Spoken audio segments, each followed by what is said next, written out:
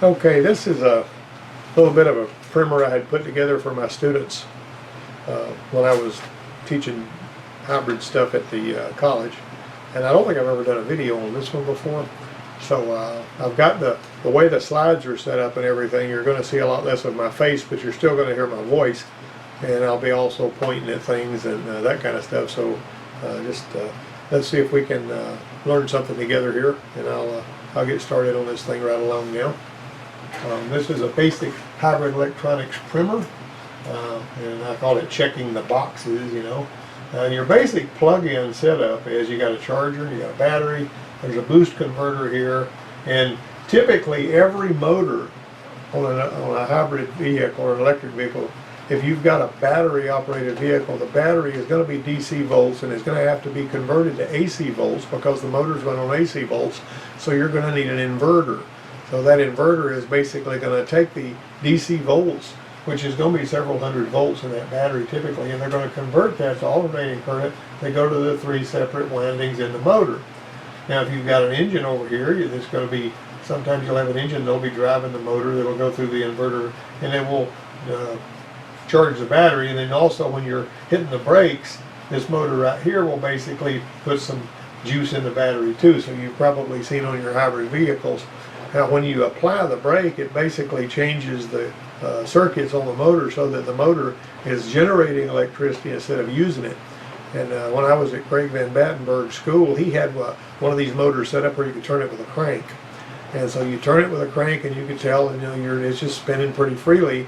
And then he would turn on a switch that would cause one of the windings in that motor to start generating electricity, and it would get harder to turn.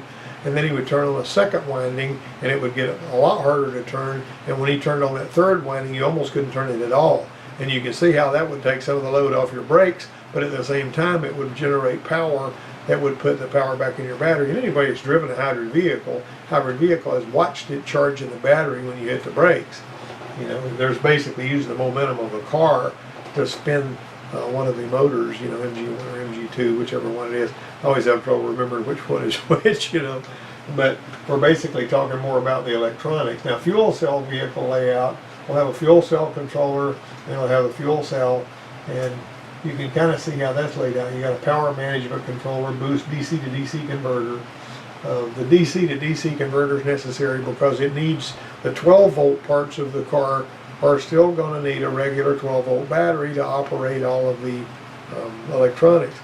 And if you want to see if everything is latched and working on one of the hybrid vehicles, you can basically energize the system and have your voltmeter sitting on the 12 volt battery and see if it's reading 14.5 volts. When you energize the system, that'll tell you that the DC to DC converter is operating and everything's latched and it's working like it's supposed to. You get your battery pack there, you got a state of charge, your motor controller, and you got a permanent magnet DC motor, and you got a clutch and a gearbox and a differential. Now your power management controller is watching vehicle speed, braking, CSS, baking pedal, accelerating pedal, and state of charge of the battery. There's all of that stuff that is having to be factored in. A lot of electronics on here, and a lot of what made these vehicles work as well as they do is that you have the electronics that can make the decisions and keep track of things and basically control your inverters and all that kind of thing. So if there's an inverter between the battery and the motor on this one, see, you got your inverter, you got a motor, and that's driving your wheels, your mechanical transfer from there. This one here is basically just going to be an electric vehicle with no engine in there. It's a good idea to keep it simple. If you look at something like this, you're going to be terrified of these things. But just like anything else, I had often told my students that when you're wiring something up, you're going to wire it up one wire at a time. And when you get through connecting everything one wire at a time, somebody that walks by and just looks at all that spaghetti is going to think that you're some kind of a genius, when actually all you did was wire it up one wire at a time. Well, these things are kind of like that too. Each circuit has its own little job to do. You can see all these transistors here and that kind of thing. And you know, we're going to talk about some of the more other components here in a minute. And this is just a quick rundown. This is not any kind of a comprehensive class that's going to make you ready to go out and, you know, fix a bunch of hybrids. It's just going to kind of expose you to this.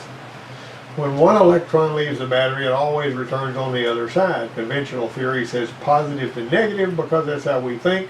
Electron theory says negative to positive. Everybody that's ever studied electricity or electrical theory or been to an electrical class has heard that. Now, this is a simple anatomy of an atom. I hope it's okay that I borrowed this from somewhere online, but the valence ring is the only one where the electrons are moving from atom to atom. Okay, so semiconductors have 4 valence ring electrons. If it's a really good conductor, it's going to only have 1 or 2. That would be like gold or lead or something like that.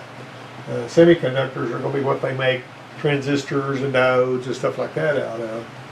And so insulators have 8 valence ring electrons. That would be like your glass, your wood, anything that's going to keep power from flowing, you know, plastic and all that.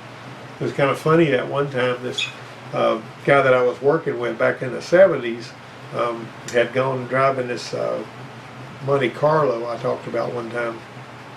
It was quitting, and so he left the shop and he says, I'm going to be headed out Bellwood Road, and what I need for you to do, if I'm not back in about 30 minutes, is I need you to come on the shop truck and find me, because this thing has quit on me and I need to troubleshoot it, and I'm going to need you as a key man, you know.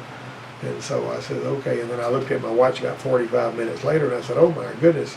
I said, I have basically let myself get sidetracked, and I didn't go get. So I went out there. Of course, he's out there doing a slow burn, but he got a piece of heater hose out of the back of the truck because he had forgotten to bring a screwdriver with him to check spark. And he took his little electrician's knife and he slid a piece of heater hose on that electrician's knife and stuck it in a plug wire. Of course, by that time the spark had come back, and those little pieces of fiberglass in that piece of hose carried that juice from that spark plug wire and knocked the tar out of it. I thought that was really funny. He thought that because it was a piece of rubber hose it wouldn't carry any juice, you know, but electricity will follow whatever path it can, and that fiberglass was able to carry it. A really good conductor will have only 1 electron in the valence ring. I said that earlier. Now, AC flows in 2 directions and is constantly changing. Now, the amplitude is how high it is on either side of 0. See, if this is 0 volts, it goes above and below 0. Look at flipping back and forth. Now, the amount of voltage that's there will make the amplitude higher. That makes the camel humps taller. And so the frequency is going to cause them to be closer together. How many of them there are at a given amount of time. And so basically you're looking at frequency and you're looking at amplitude on and that doesn't matter even if you're looking at a wheel speed sensor that's an AC, you know, I'm not talking about the ones that put out digital signals, but if it's an analog wheel speed sensor or an inductive sensor of any kind, you know, like the variable reluctance sensor that's your crank sensor, your cam sensor, if you got one like that, you know, the faster it spins, the frequency and the amplitude are typically going to increase together. That's just the way that works. Now, AC power, brushless electric motors, AC can power brushless electric motors with a lot of force, can overcome resistance better than DC, and can be controlled easier in electric motor applications. And I had made some remark years ago in an old electrical class I taught in my classroom, said something about Westinghouse coming up with this idea, but it turned out, you know, a lot of people corrected me and said Tesla was the one that came up with that. And Tesla was a brilliant guy. It was amazing stuff that he did. But one way or another, AC works better than DC, particularly whenever you're like house current is going to be AC current at 60 cycles a second in the U.S. because it works a whole lot better for power in your house than DC does. But we use DC on our vehicles to power the accessories in there and the starter and all that kind of thing, you know. Now the alternator, and I'll put that up here in a minute, puts out AC, but it's rectified into DC coming out of the alternator. Now the higher the wave, the stronger the AC. You know, see your waveform this is your amplitude. That's what I was talking about earlier. Single phase versus 3 phase. You know, if you've got just one winding there with your magnet spinning. Now, this is not really a good illustration. I don't like this illustration, but basically it's kind of like, think of like a 4-cylinder versus 6-cylinder versus an 8-cylinder. You're basically going to have a smoother power production with more cylinders than you are with fewer cylinders. That's typically the way it is, because every time it turns a little bit, you know, on your 720-degree crankshaft cycle, if you've got a 4-cylinder, it's going to be a firing event every 180 degrees. Well, on a 6-cylinder, it's every 120 degrees, and on a V8, You know, it's like every 90 degrees. So you've got a lot more pushes in a cycle on that. Just like this, if you basically got a 3-phase rather than a single phase, you're basically going to have a lot smoother transfer of power. 3-phase got more hits per revolution, helps overcome the fact that AC is going to go to 0 volts. So you always want it to be above or below 0 volts. When it's at 0 volts, it's not doing anything. But when it's in one of these other ranges, it's going to be doing something.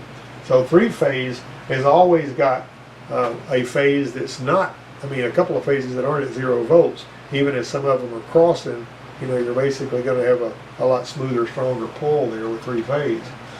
So the faster we cycle a waveform, the less wasted time we have at 0 volts, and the stronger we make the AC, the more work we can do. So using the 2 examples above, we make more watts, which watts is basically volts times amps. That's another story. All right, here's your symbols: direct current, alternate current. This is going to go both ways, and there's your little symbol like that. On your meter, you'll see on your meter when you're looking at AC volts, you're going to have a little wave. Then you'll have a little dash whenever you've got DC volts for the setting for your meter. Generating alternating currents, what we're doing basically here with this alternator. That's why we call it an alternator, although the J1930 regulation likes to refer to it as a generator, even though the old school bunch of us that used to work on old cars before alternators were a thing in trucks would think of a generator, or even Volkswagen Bugs all the way up into the 70s. They still had generators, or the early 70s anyway. They put alternators on those Bugs later on, but they were spun the same way the old generator was. But you can take a generator, like an old generator, which it looked, vaguely like a starter, but had a pulley on the front of it. You could put that in to see if it was capable of generating power. You could put it in a vise, and you could hook power and ground up to that generator, and it would spin like a motor. That's kind of the way these golf carts operate. These with kind of, and like the battery, the ones that stop like a golf cart. When you put your foot on there, the belt pulls the engine, whenever it spins and fires it up. Anyway, that's the name of those things, the belt alternator BAS system or whatever you want to call it. GM has got those, some of them. Anyway, the rectifier in here is a series of diodes that changes AC to DC. It's not that complicated how they work. I used to buy little rectifier bridges from Radio Shack that you could buy little, and you could take those things, and I would make little projects. I'd get a little transformer that would take 120 volts and turn it into 12 volts, and I would run it through that rectifier, and I would demonstrate to my students how it would basically you could run a DC motor with rectified AC current, but if you just hooked AC current up to a DC motor, the motor just sit there and bounce like that. Now, a hybrid vehicle power inverter it goes AC volts out to the motors that drive the car, but they got high voltage DC in. And so there's some electronics there that you got to deal with and all that. Inductance is a property that opposes changes in current flow. When you have coils in a circuit, the voltage will lead the current. That means the voltage appears first and current follows that. All right. Now, capacitance is the property that opposes changes in voltage. When you have capacitors in a circuit, the current will lead the voltage. So they're basically reversing that, by putting the capacitors in there. If 2 coils of wire are brought into close proximity with each other, so a magnetic field from one links with the other, a voltage will be generated in the second coil as a result. Over here you've got just a few coils. This is like thinking about an ignition coil. This is called mutual inductance, when voltage impressed upon one coil induces a voltage in the other. And they put that core in there to make it better. I will tell you though that these timing lights have got a little sort of an ignition coil type deal in them, like a couple of windings, one with a few and the other one with a lot. And I was horsing around, working on my timing light, trying to fix it or something. I had it hooked up to a car that it was just basically had the inductive leads hooked up to the car, and all that. And it was funny to me. That thing, if you happen to have your hand any close to that coil that was on that board that was supposed to operate that xenon light, that thing would knock the tar out of you just like an ignition coil. I don't know how many volts it was, but I never measured it. But This friend of mine saw me working on my timing light, and he was piddling with his timing light the same way I was piddling with mine. He got the tar knocked out of him too, you know. Anyway, let's move on to a device specifically designed to produce the effect of mutual inductance between one or two or more coils is called a transformer. So basically an ignition coil is a type of transformer. It takes low voltage and it turns it into high voltage for your ignition system. Alright, so a capacitor is defined as a non-conductor component that has the ability to store an electrical charge like a short cycle battery. And basically, I would take a capacitor and then I would, you know, like how many people ever take a condenser out of an old points distributor, lay it on the engine block with the wire that had the little terminal on it sticking up, and you let your coil jump spark to that little terminal, and it would store about 30,000 volts or 40 or however much in that capacitor. If you bent that thing around and you touch that thing to the housing on that condenser, it makes a loud pop, but it instantly discharges. You can also throw one to your buddy if he's somebody that's not going to get mad when he catches it. It'll go pow, and you know, knock the tar out of it. And how many of people have charged one up and just laid it somewhere for somebody to come by and pick it up and touch it and get shocked? You know, that happens. Of course, a good condenser would hold a charge for a long time just laying there, but one that wasn't good, that charge will leak off, you know. But capacitors contain two metallic plates separated by an insulator, which is a dielectric. You know, dielectric grease is an insulating grease, believe it or not. So you got negative charge connection, positive charge connection, and then you got your dielectric, your metal plate, your aluminum, your plastic insulation. And these are in these.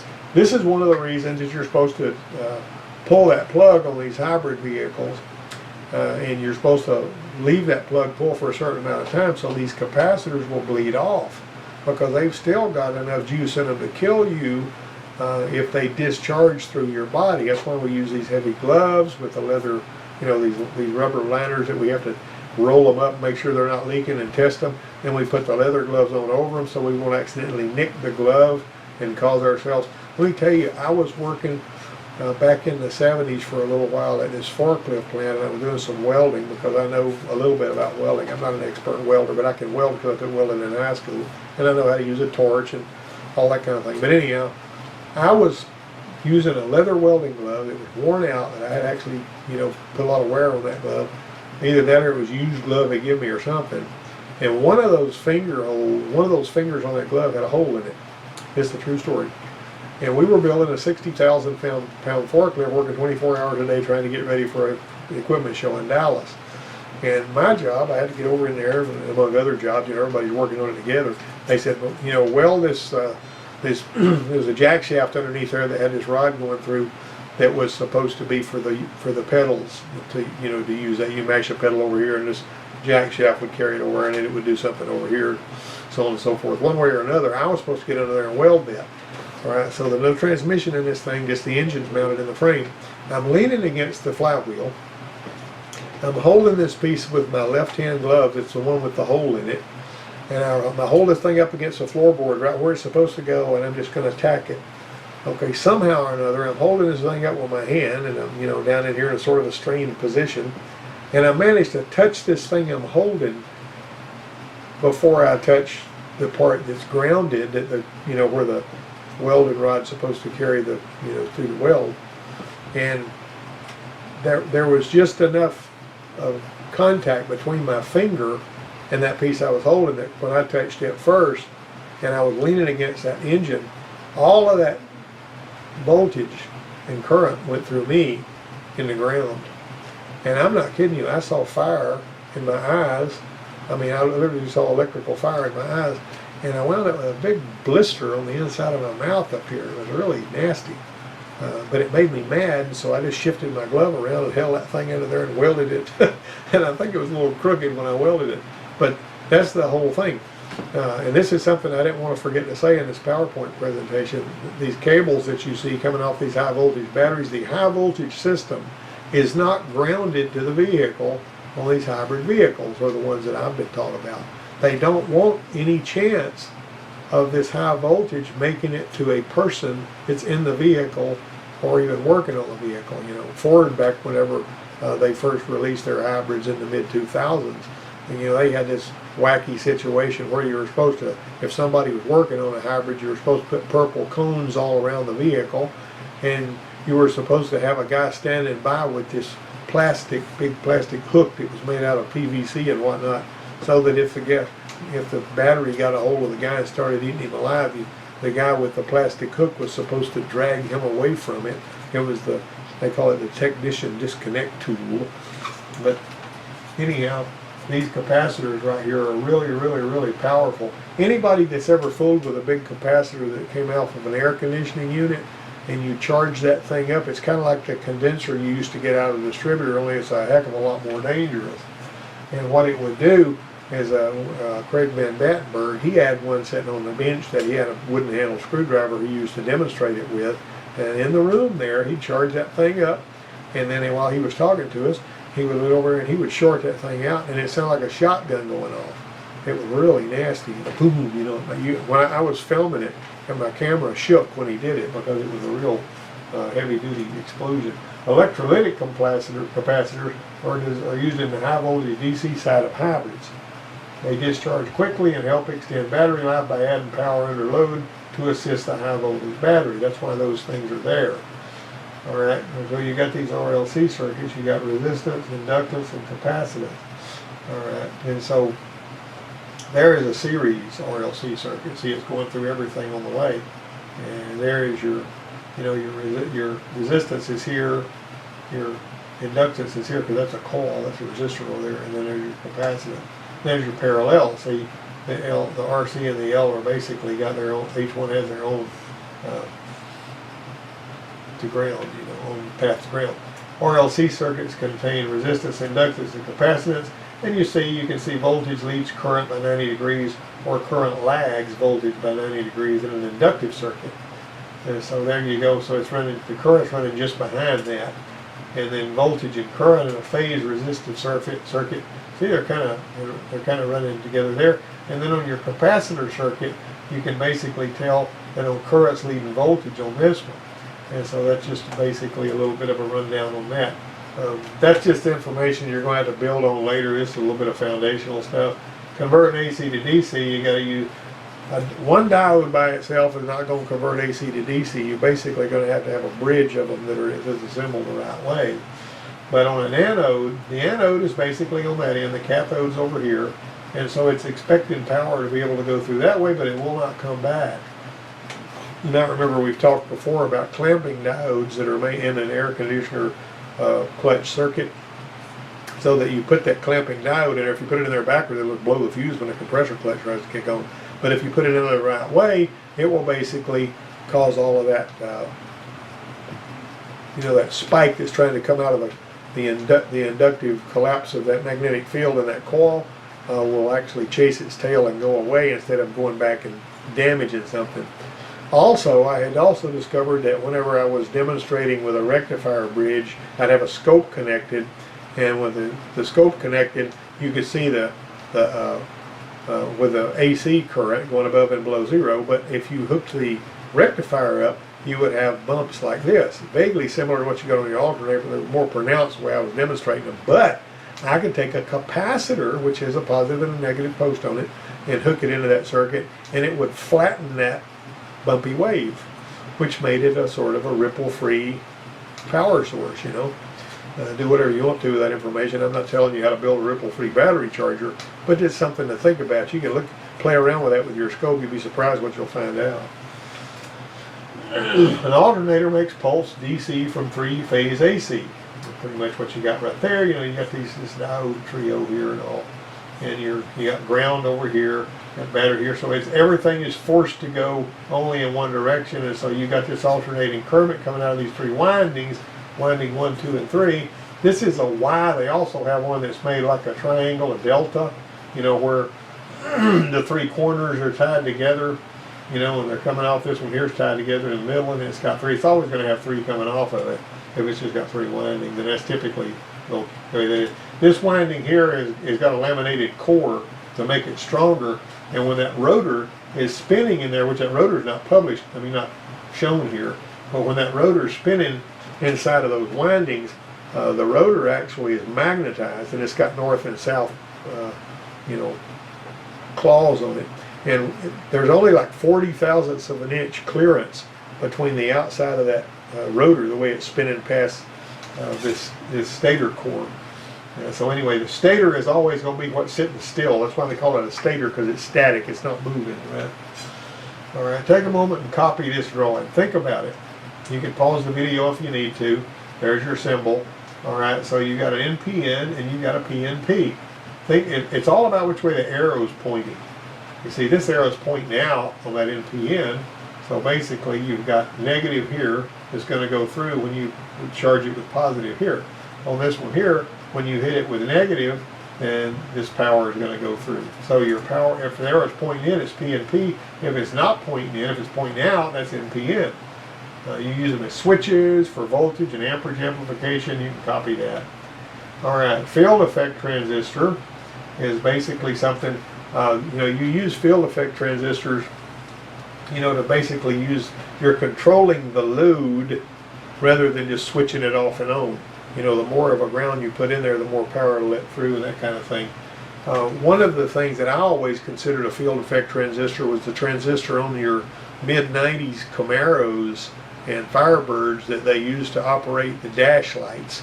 It had a little transistor down there, and the more, and it actually would dial the power up and down going into those lights based on what you were feeding the base with your little rheostat switch, or a rheostat rather.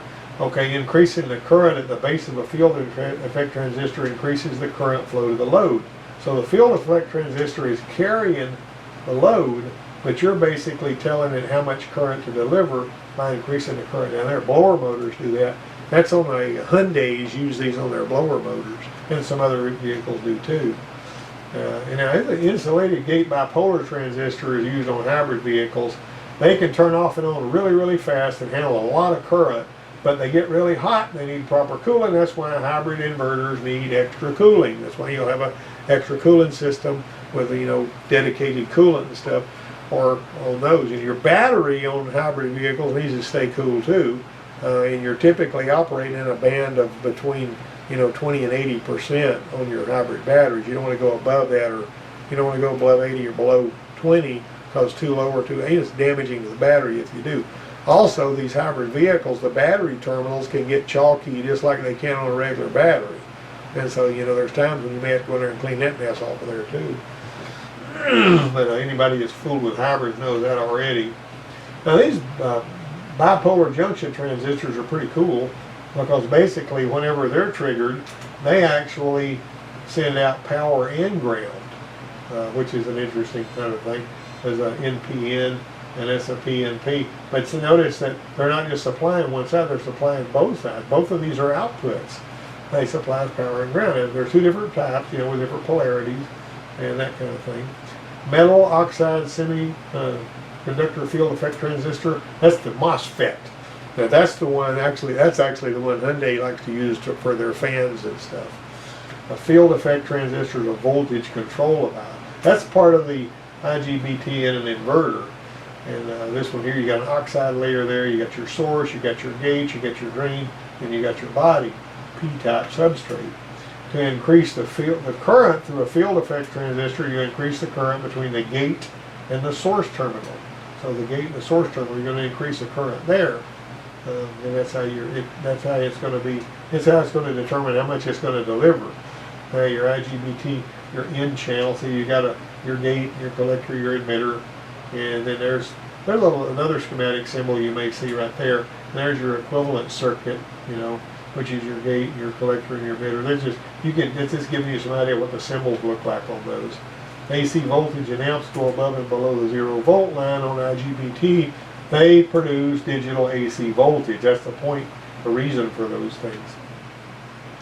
All right, this right here is a little thing I borrowed from somebody, and this is basically it's not going to be real comprehensive, but see, you got your UV and W windings on this thing, and you can see how it's basically doing that and how it can be driven.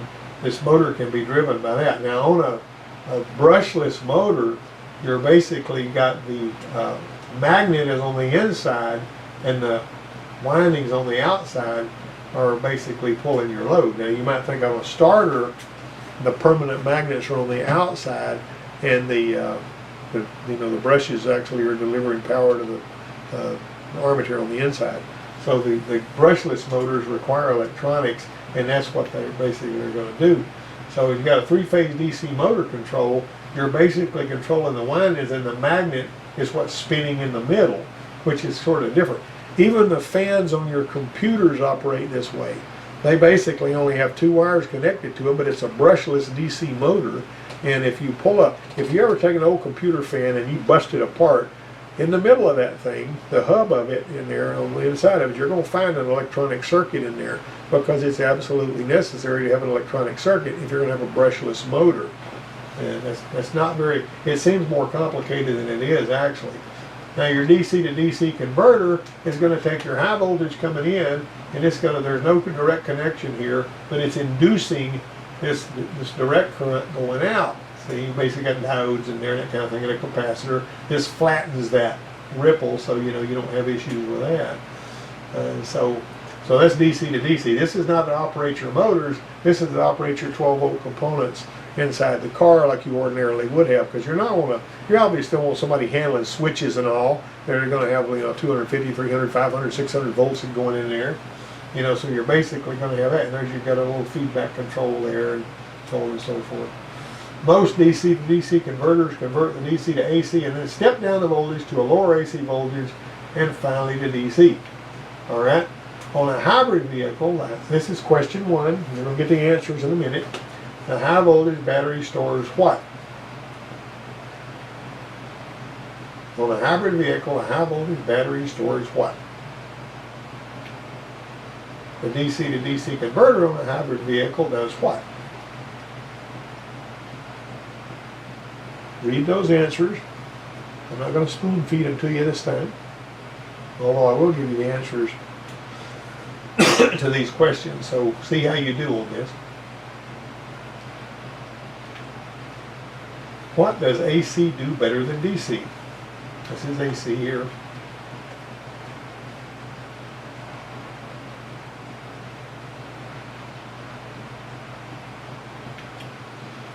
This transistor is what?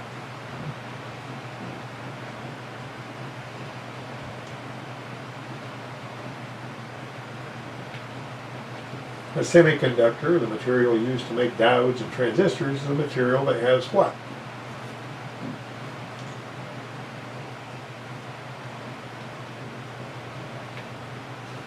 An insulator is a material that has what?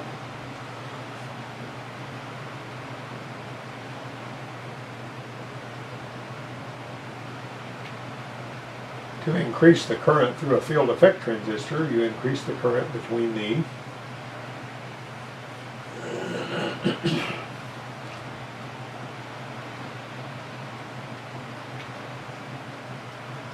mutual inductance happens in what?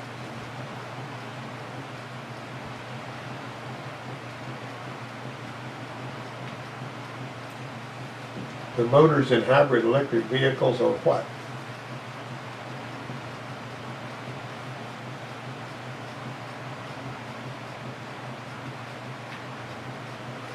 Orange wire sheathing under the hood means what?